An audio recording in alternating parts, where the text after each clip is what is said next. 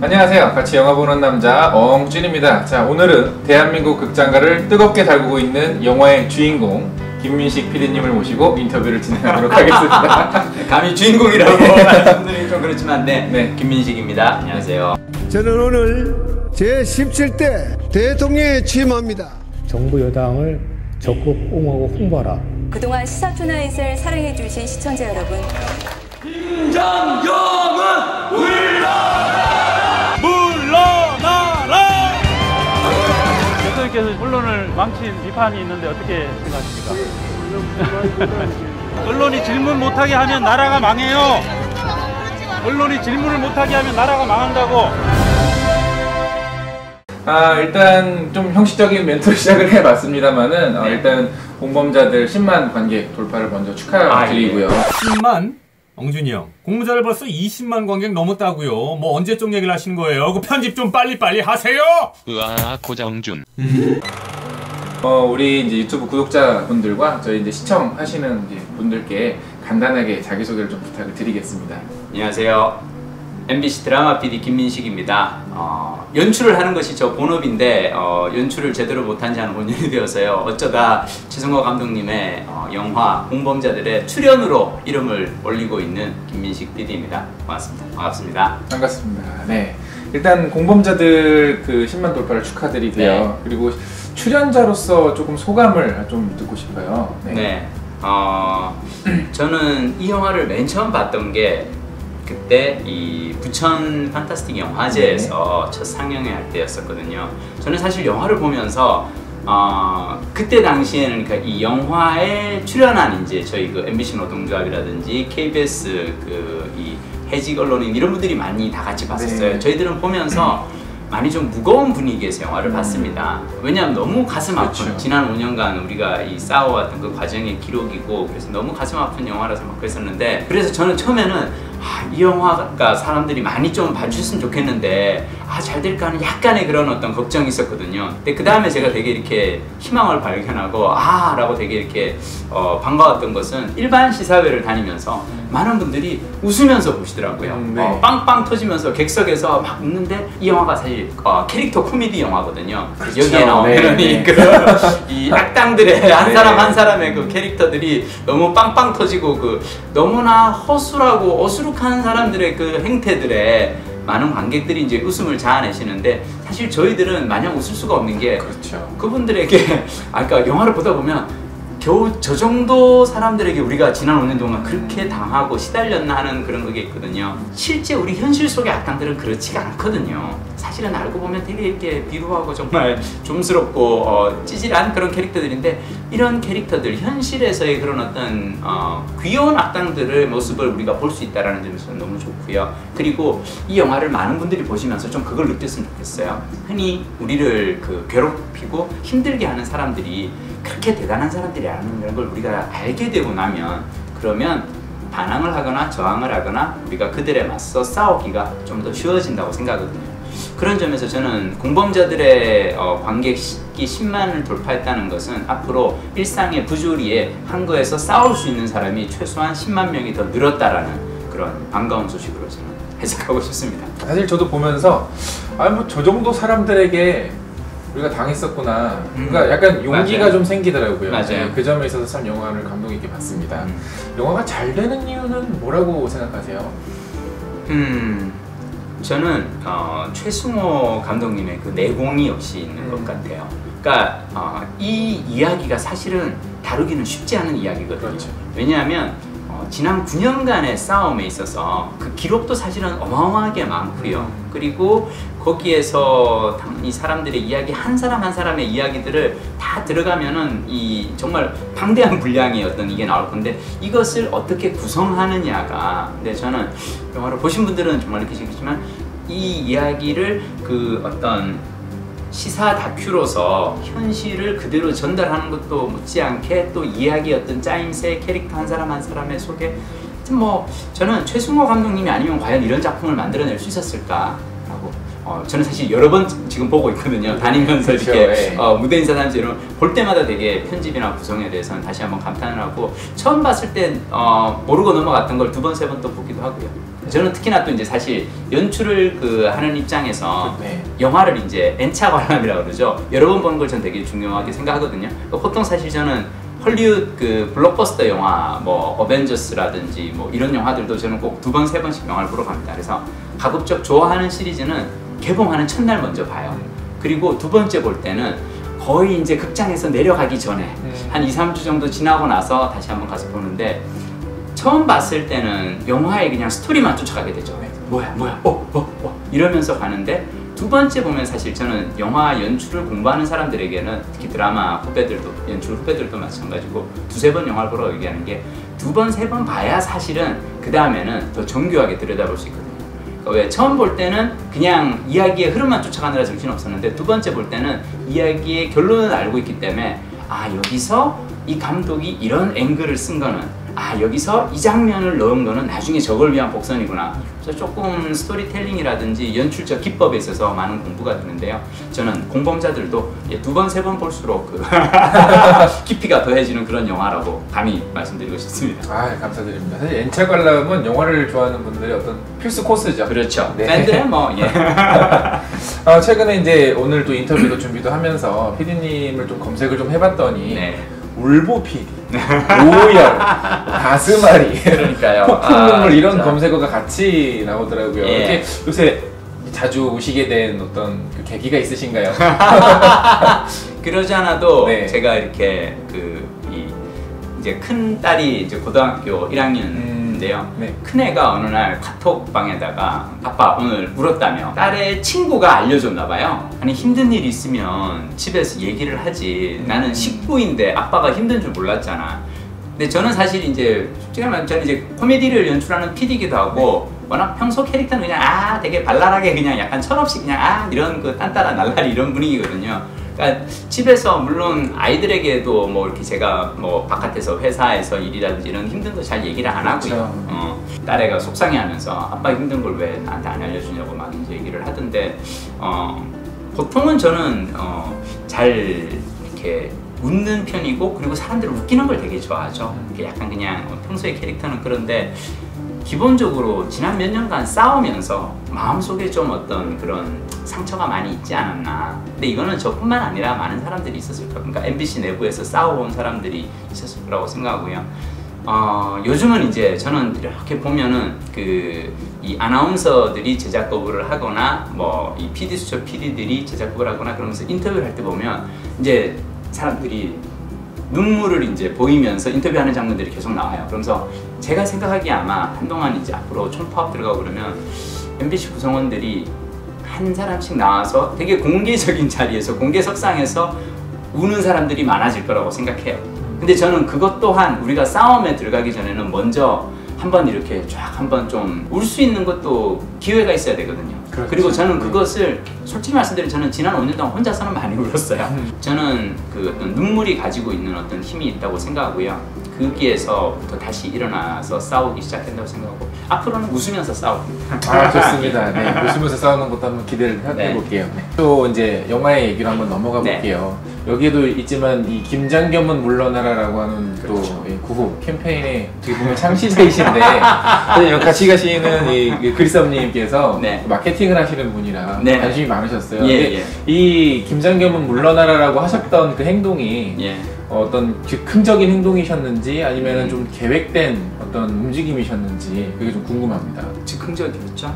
아주 즉흥적이었고, 그러니까 올해 초에 사실 작년 말서부터 이미 MBC 내부에서 싸우려는 움직임은 계속 있어 왔어요.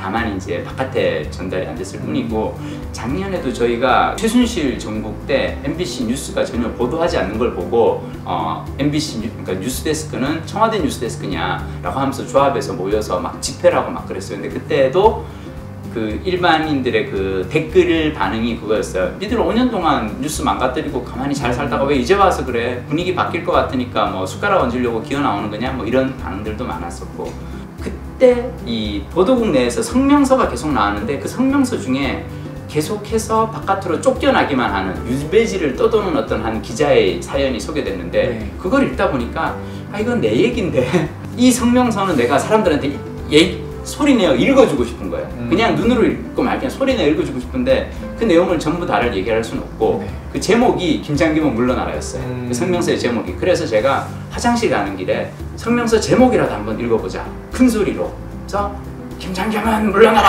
하고 이제 화장실에서 싹 뛰어들어갔죠. 네. 근데 이제 청경분이 싹 뛰어들어가지고 방금 전에 소리 진짜 막 이러는데 하필 그 화장실에 저밖에 없었던 거예요.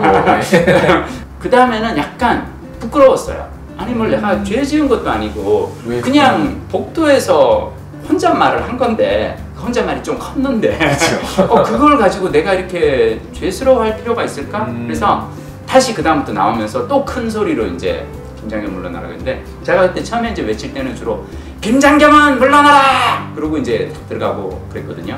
애들이 워낙 큰 건물이에요.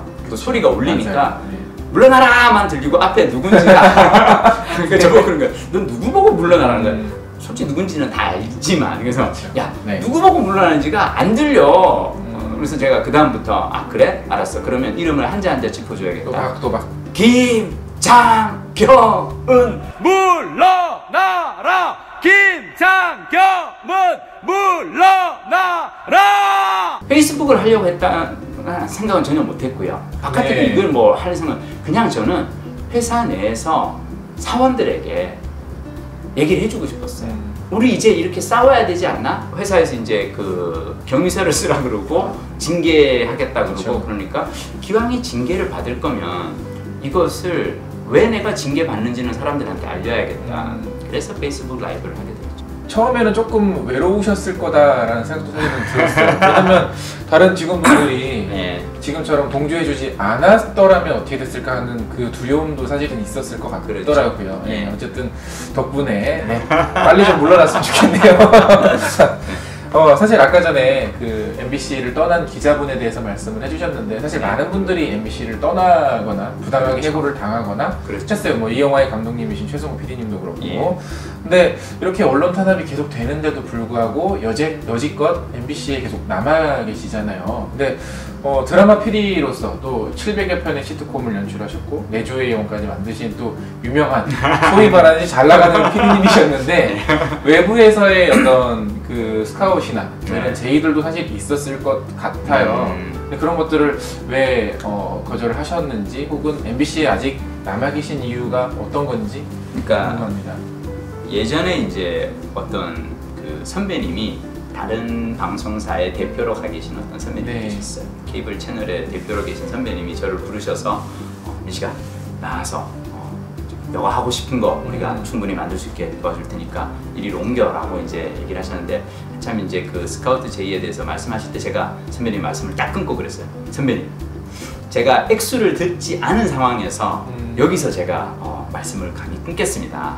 왜냐면 혹시라도 제가 액수를 듣고 제가 거절을 하면 선배님이 아 이놈이 돈이 적어서 그러나? 라고 생각하실 수 있으니까. 근데 저는 어떤 금액을 불러도 MBC를 떠나지 않을 생각입니다 라고 얘기를 드렸어요. 왜 그러냐면 저는 MBC에서 되게 자유롭게 그냥 MBC 안에서 MBC 사람들과 같이 일을 하면서 만드는 게 저는 좋고 그리고 2012년 특히나 파업을 하면서 그 170일 동안 조합원들과 싸웠는데 그 싸움에서 졌다고 조합 집행부였던 내가 죄송하지만 저기 분위기가 안 좋으니까요 저는 이제 다른 데로 이렇게 한번 나 혼자 살겠다고 도망갈 수는 없죠. 같이 그냥 싸우기만 했던 사람이야. 저는 그래도 그 싸움에 이 장수 중 한 명이었는데 그래서 버텼었고요. 집에 와서 이제 아내에게 그 스카우트 제의 얘기를 했더니 부인이 화를 내면서 금액이라도 듣고 갔어야지. 당신이 얼마짜리인지 단가는 알았어야지. 막 이제 그걸 했는데 저는 예전서부터 동료들에게 늘 했던 얘기는 저는 MBC에서 정년퇴직하는 게 저의 꿈입니다. 사원으로 정년퇴직하는 게 저의 꿈이에요. 최근에 이제 말씀하셨던 것처럼 징계위원회에서 또 한번 그렇죠. 결정이 났죠. 네네. 근데 이게 좀 절묘하게 공범자들 개봉 시기는 겹치면서 그렇죠. 약간 이 영화를 홍보하라 라는 차원의 징계 결정이 아니었는지. 오늘 제가 이 시간 지금 평일 오후 2시에 그렇죠. 여기 스튜디오 유튜브 스튜디오에 와서 지금 사실 인터뷰를 할 수 있는 것도 출근 정지 20일이라고 하는 그 영화 공범자들 집중 홍보 기간을 이제 허락해 주신 덕에 회사에서 그리고 와서 있는 거고요. 그래서 영화 공범자들을 보면 공범자들의 스토리라인은 아주 심플하게 설명하면 이거죠. 아무런 이유 없이 해고된 두 남자가 최승호, 박성재 두 사람이 자신들을 해고한 그 사람들을 쫓아다니며 그래서 우리를 왜 해고했어요? 라고 묻는 게 그 영화지 않습니까? 저는 사실은 어떻게 보면 해고될 이유가 회사로 보면 많죠. 게다가 그걸 뭐 증거 자체를 제가 항상 스스로 저는 왜 회사에서 체증을 할 필요가 없어요. 직접 셀프로 체증해가지고 페이스북 상에 유튜브 상에 남기고 그리고 파파이스, 맘마이스 다 다니면서 그걸 하고 있고요. 그럼에도 불구하고 출근정지 20일을 매긴 걸 보면은 우리 사장님이 그닥 그렇게 그렇게 그 기계가 막 그 하신 분은 아니다. 쫄보가 아니신가 그런 생각을 해봅니다. 사실 뭐 외부에는 뭐 아나운서 지금 하고 파업하고 계시고 그렇죠. 지금 또 PD님들이나 언론 이제 쪽 관련해서 많은 분들이 파업을 하고 계시는 거는 외부 분들도 많이 알고 계세요. 그런데 그렇죠. 개인적으로 좀 궁금했던 거는 네. MBC라는 회사가 기자들만 있는 회사는 아니잖아요. 아니죠. 다양한 구성원들이 있는데 그렇죠. 그 내부의 속사정이 지금 어떻게 되고 있나요? 이게 그 MBC 사원들의 특징 중 하나는 뭐냐면 뭐 지금은 사실 그렇진 않지만 불과 5년 전만 하더라도 전 사원이 전 조합원들이 경영, 기술, 보도, 카메라 모든 조합원들이 다 함께 이제 파업을 하고 싸우고 그러냐. 그 이유는 뭐냐면 MBC 직원이라는 그 자부심이 있는 거죠. 내가 보도국 직원이라서 내가 PD수첩 PD라서 MBC라는 브랜드에 대해서 자부심을 갖는 게 아니라 내가 MBC에서 경영인으로 일을 하고 엔지니어로 일을 해도 MBC의 구성원이라는 그 자부심이 컸던 거죠. 근데 그 자부심이 지난 5년간 무너져 내렸고요. 그래서 지금은 사실은 뭐 기자, PD, 아나운서에서 물론 시작은 되고 있죠. 왜냐하면 그 시작이 기자, PD, 아나운서에서 시작하는 이유는 그게 가장 먼저 싸움이 드러나거든요. 당장 PD 수첩이 불방이 되고 뉴스데스크가 뉴스 편성 시간이 줄어들고 그렇죠. 아나운서가 라디오를 진행하던 아나운서가 클로징 멘트에서 고별 인사를 하고 방송을 내려놓지 않습니까? 그게 먼저 보이니까 그런 거고 지금 이제 총파업 투표를 시작을 했는데 총파업에 들어가면 전 사원이 이제 전 조합원들이 싸움에 드는 거죠. 근데 다행히 MBC 내부의 투쟁의 온도는 아주 뜨겁습니다. 이걸 도와주신 분들이 공범자들이죠. 그러니까 영화 공범자들이기도 하지만 사실은 그 영화에 나온 그 공범자들이 그렇죠. 지난 5년간 MBC 이 조직을 너무나 심하게 망가뜨려서 그러니까 경영인이든 기술을 찍이든 누가 보더라도 지금 이 상태는 말이 안 된다. 그리고 사실 MBC의 몰락은 바깥에서 다들 느끼고 있지 않습니까? 네. 한때 그래도 참 국민들에게 정말 기쁨 주고 사랑받는 이건 SBS인가? 기쁨 주고 행복을 드려요 사랑받는 네. 만나면 좋은 친구였던 네. 그 MBC가 마봉춘이 어느 순간서부터 뭐 이런 별명으로 불리게 된 것에 대해서는 바깥 분들도 알고 저희들도 안에서 많이 느끼고 있었어요. 이번엔 아마 다들 또 미친 듯이 한번 끝까지 싸워볼 것 같습니다. 네. 비슷한 맥락의 질문이긴 한데요. 과거에 2012년에 총파업 때도 그랬고 만약에 또 지금 또 총파업에 들어간다면 일반 시청자들이 느낄 때는 아무래도 예능 방송이 이번 주에 방송을 하느냐 결방을 그렇죠. 하느냐 일 거예요. 근데 이런 어떤 보도의 중립성이 훼손된 것에 대해서 예능 PD나 드라마 PD가 같이 파업에 참여하는 것에 대해서 좀 일반 시청자들께 어떤 변론 아닌 변론 혹은 이런 것들 좀 말씀을 좀 부탁을 드릴게요. 네. 이게 그 친구들이 저한테 와서 그래요. 야 너는 저기 드라마 PD인데 너하고 뉴스의 공영성하고 무슨 상관이야. 기자들이 파업을 하라 그래. 너는 그냥 얘기해. 네가 왜 노동조합 집행부를 해? 라고 얘기를 하는데 저는 기본적으로 드라마 PD는 공감하는 사람이거든요.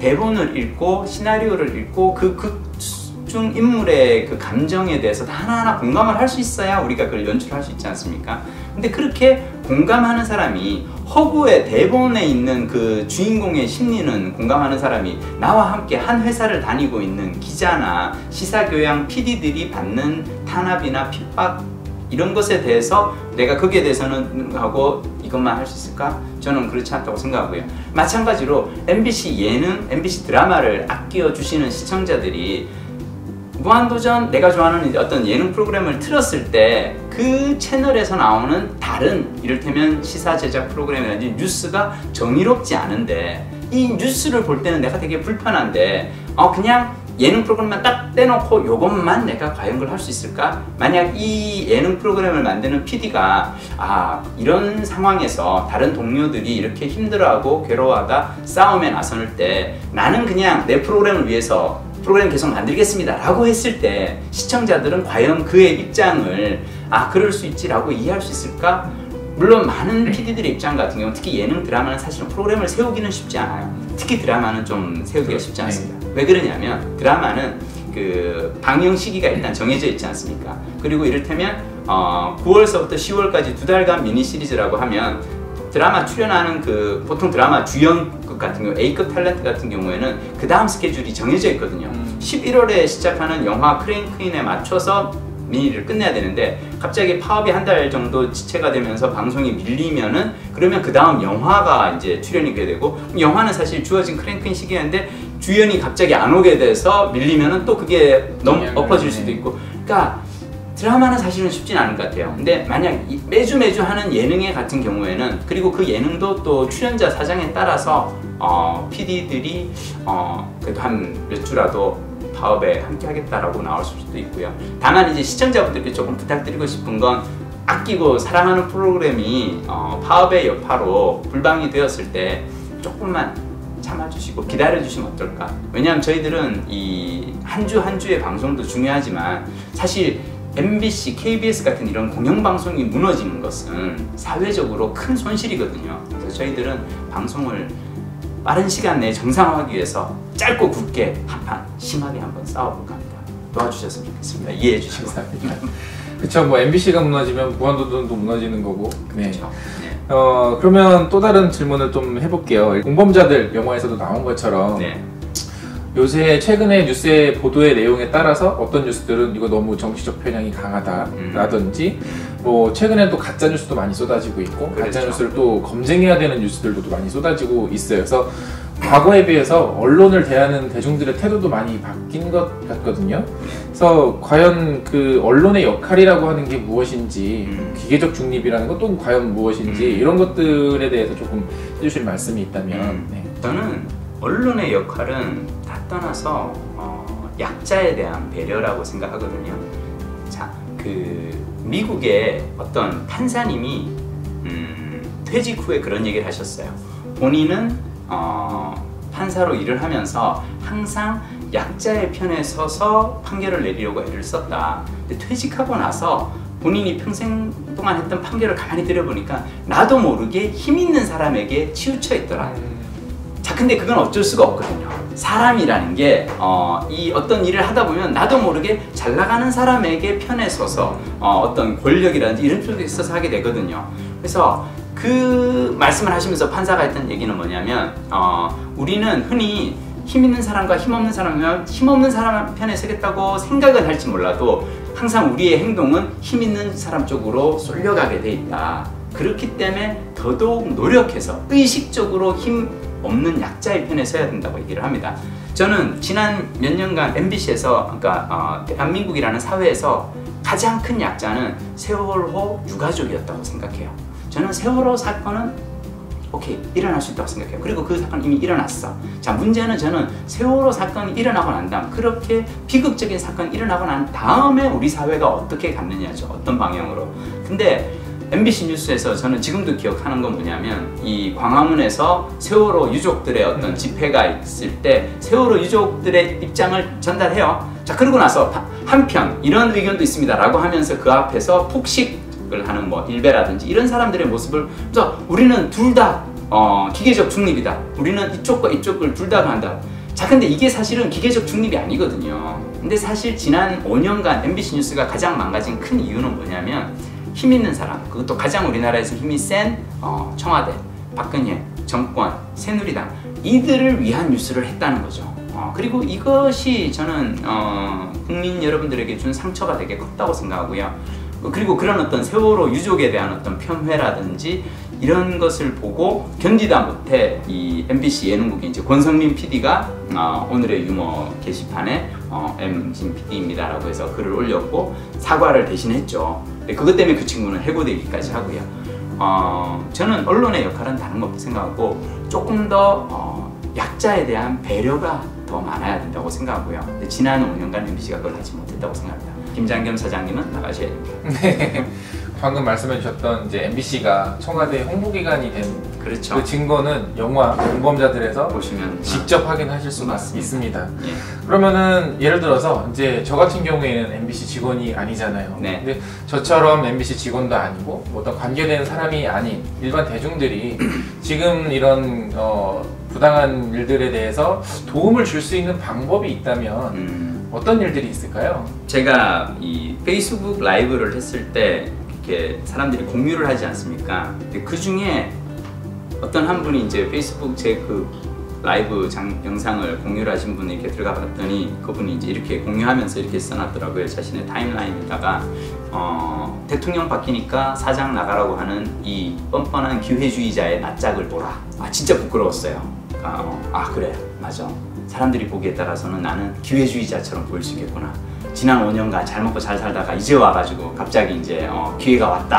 이제 사장 나가라고 감히 회사 내에서 근데 그분의 어떤 전 되게 놀래가지고 혹시 이분이 우리가 흔히 이제 가는 그 뭐 일베나 극우 뭐 이런 게 타임라인을 봤더니 아니에요. 지극히 상식적인 보통의 어떤 그런 의견을 가진 정치적으로 크게 뭐 한쪽으로 치지 않은 그런 분이었거든요. 그때 제가 느낀 게 뭐냐면 3분으로는 설명이 안 되는구나. 3분짜리 페이스북 영상을 보면 그냥 어떤 분들은 좀 불편하실 수도 있어요. 이 사람은 왜 사장 나가라고 갑자기 이렇게 큰 소리로 회사에서 혼자 떠들어대는 거지? 약간 미친놈 아니야? 또라이 아니야? 라고 생각하실 수도 있어요. 1시간 40분 동안 극장에 앉아서 공범자들 영화를 보고 나면 그 5년의 세월이 어느 정도는 설명이 된다고 생각하거든요. 저는 사실은 공범자들의 관심을 가지고 이걸 아시는 분들은 이미 우리의 싸움에 대해서 응원하고 그를 도와주실 준비가 돼 있는 분이라고 생각해요. 근데 저희에게 필요한 것은 그렇지 않은 그냥 평균적인 어떤 상식을 가지고 있는데 그분들 중에서는 의외로 많은 분들이 MBC가 만약 곧 총파업에 나선다고 하면 저것들은 왜 지난 5년 동안 잘 있다가 이제 와가지고 밥숟가락 얹으라고 기어 나오는가? 라고 하실 분들이 있을 거거든요. 그분들을 설득해 주시는 작업이 정말 저희한테 중요하고요. 그걸 할 수 있는, 근데 앉혀놓고 뭐 술 먹으면서 밥 사주면서 1시간, 2시간 떠드는 것보다 제일 좋은 거는 영화 같이 보시는 거거든요. 맞습니다. 공범자들을 관객 수를 늘려주시는 게 제일 필요하다고 생각합니다. 저희가 지금 부탁드리고 싶은 도움은 특히나 이제 유튜버 영준님을 이렇게 보시는 이 영상을 보시는 분들은 영화를 좋아하시는 분들이라고 생각하고요. 관심이 없을 것 같은 내 친구들 중에서 얘는 가장 그냥 평균적이고 상식적이라고 생각하지만 그래도 이 문제에 대해서 별로 관심은 없었어 라고 생각하는 그런 분들을 좀 모셔다가 영화를 같이 한 번 더 봐주셨으면 좋겠습니다. 그러니까 N차 관람을 하실 때 동반자들 항상 다르게 그렇죠. A 친구, B 친구, C 친구 다르게 데려가면서 공범자들의 이 영화 관람에서 약점이 뭐냐면 사실 상영 회차가 그다지 좋지가 않고요. 이게 열려있는 관이 그렇게 또 많지가 않기 때문에 조조 아니면 심야 막 그렇거든요. 혼자 놔둬도 혼자서도 조조나 심야를 갈 친구들은 놔두셔도 돼요. 그분들은 가서 보실 겁니다. 그렇지 않은 사람들, 공범자들 그게 뭐야? 야, 난 다큐를 뭐 굳이 극장에서 봐야 돼? 라고 하시는 분들을 꼭 모시고 가서 표를 끊어서 보여주시면 좋을 것 같습니다. 그러면 이제 뭐 마지막 질문들이 몇 가지가 남았는데 개인적으로는 드라마 PD로서 작품에 대한 어떤 생각이라든가 이런 것들도 최근에 좀 많이 바뀌셨을 것 같아요. 물론 이제 MBC가 정상화가 된다면 또다시 작품 활동을 이어나가실 텐데 어떻게 또 다른 작품들 뭐 어떤 방향을 가지고 만들겠다라는 계획이 좀 있으시면 부탁드릴게요. 제가 이제 오늘 이렇게 오면서 생각해보니까 감회가 참 새로운 게 저는 예전서부터 영화 팬이었거든요. 영화를 정말 좋아했었어요. 그래서 외대 통역대학원 다닐 때 저희 그 교수님 중 한 분이 배유정 선생님이라고 예전에 MBC에서 배유정의 영화 음악을 진행을 하시고 아름다운 시절이라는 영화에서 이제 배우로도 출연하셨던 분이 저는 그 선생님에게 통역 수업을 들으면서 하루는 여쭤봤어요. 제가 실은 오래전서부터 영화감으로 살았는데 제 꿈이 충무로 진출하는 거다. 그래서 통역대학원 졸업하고 충무로에 가서 영화 연출부에서 일을 좀 해보고 싶은데 혹시 연결해 주실 수 있냐. 그때 이제 교수님 한 얘기가 충무로 영화 연출부로 사는 건 정말 힘들다. 그때 당시 96년도였는데 그때 얘기하신 건 그거였어요. 연봉이 200만 원이야. 그래서 제가 월급이 아니고요. 그러니까 연봉이 200만 원이 채 안 돼. 그런데 너무 힘들어. 그래서 제가 그랬어요. 아니 저도 어느 정도 힘들다는 건 아는데 그러면 통역이나 번역으로 생계는 꾸려가면서 제가 해보겠습니다. 그때 이제 정색을 하면서 그러시더라고요. 영화 일은 그렇게 짬짬이 뭐 시간 내서 할 수 있는 일 하면 거기에 다 바쳐야 되는 일이지. 그래서 대신 이제 자기가 보기에 영화계는 너무 힘드니까 좀 더 제도권에 들어가서 정규적인 어떤 그 월급을 받으면서 일을 하는 편이 나을 것 같다. MBC의 PD로 한번 입사해보면 어떻겠냐 라고 해서 이제 네. 들어왔었거든요. 그래서 저는 들어오고 나서도 그렇고 저는 꾸준히 제가 좋아하는 건 저는 코미디고요. 요즘 약간 걱정은 회사가 정상화되고 나서 내가 과연 다시 예전처럼 코미디를 연출할 수 있을까? 쉽지 않을 것 같아요. 왜냐면 저는 코미디를 연출하기에 너무 세상에 많은 그 어둠을 봐버린 것 같은 그런 느낌이랄까요? 조금 그런 게 있고 그럼에도 불구하고 노력해보고 싶은 건 뭐냐면 저는 정명이라는 게 되게 중요하다고 생각하거든요. 네. 이름을 바로 세우는 것. 문화 방송에 문화가 없었어요. 지난 몇 년간. 네. 지금처럼 코미디 PD가 무슨 이렇게 데모를 하고 사장 퇴진 운동을 하는 이런 시대는 정말 안 맞는 것 같아요. 그래서 돌아가서 다시 예전처럼 사람들에게 웃음과 즐거움을 드릴 수 있는 코미디를 만드는 게 저의 꿈입니다.